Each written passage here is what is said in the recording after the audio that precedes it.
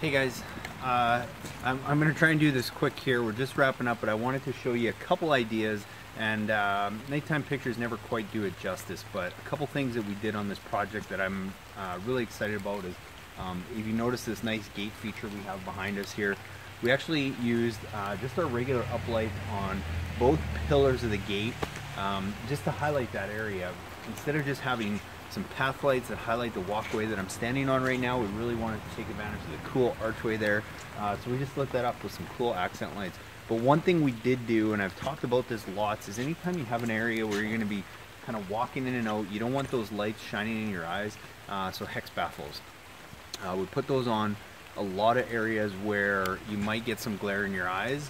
That little honeycomb shaped filter that fits over the lens, it's only a couple extra bucks, but it's well worth it if you've got an area where you have a light close to close to a walkway here. So something else we did on this project, and you might not see it the best, but we got this beautiful pond here. It almost looks like grass because it's all grown in with lilies and stuff, so it looks really cool. We wanted to definitely feature this nice patio area that they have, so we did get some path lights kind of in the back there along the house, which are starting to look real good. We've got one really nice feature tree here behind the pond, and that's directly where they're looking out from their kitchen table. So we wanted to make sure we highlight that. So we actually used two on that one again because it's a big wide tree. We wanted to get two angles and two lights to really catch as much of that canopy as possible, and that's our featured tree. So I would rather focus more lights on a featured tree like that than trying to put a whole bunch of lights around the whole area. Something else we did is with our path lights, because we wanted to cast some water down on that pond, we did put a couple of those in some kind of cool waterfall areas that are going to cast that light down on that pond, define the edges of the sitting area, and make this look really good too. So some path lights, some simple up lights. Again, 2-3 kinds of lights we use all the time, but you can do so many different things with them. If you see here, we got this bed area, and this was an area that was totally isolated, that we couldn't get wire to really. We got this nice beautiful brick walkway here, but we're out on Vancouver Island where it is an island, most of it's rock, and there's just no way we could tunnel underneath that sidewalk without going super deep and totally messing up the gardens. So what we did is, if you see behind me here, on this bush that goes up and then across the doorway here and then back down, what we did is we actually used the gutter, and we actually ran wire up the gutter, over the doorway, and down into this bed here, and we were easily able to do that. And now we didn't have to tear up the whole garden, but we can get power here and still keep all our lights on the same transformer. So sometimes you got to be a little creative with how you get wire to different areas, but there's always a way, and you'd never even know that that wire's there, because where we came back down in the bed is right behind a trellis that we ended up highlighting and featuring anyway, that you guys can't tell from the video, but I can see it's starting to look really good, so I'm glad we lit that up.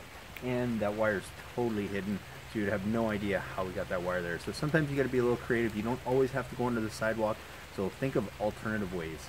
So we've pretty much wrapped up our project. I hope you guys have enjoyed that and found these videos helpful. And again, landscape lighting is not that tough. I think anybody can do it. There's just a couple simple steps. I mean, obviously, get your design, figure out what you want. If you need help with that, that's why we do our free consultations. Just email me some pictures and I can help you find out what's going to work best on your property. We have our try before you buy a light, where basically you can buy 1 or 2 fixtures, go plug them into a battery pack, walk around the property and see what's going to look good. So that's another tool to help you come up with the design.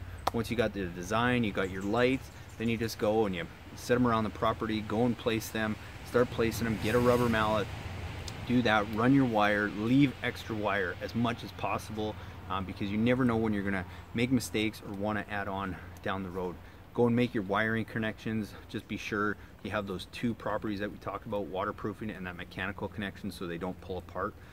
Once you got them wired, go and set up your transformer, hook everything up, and go and test those lights. Fire it on, make sure they're all working before you go and bury everything.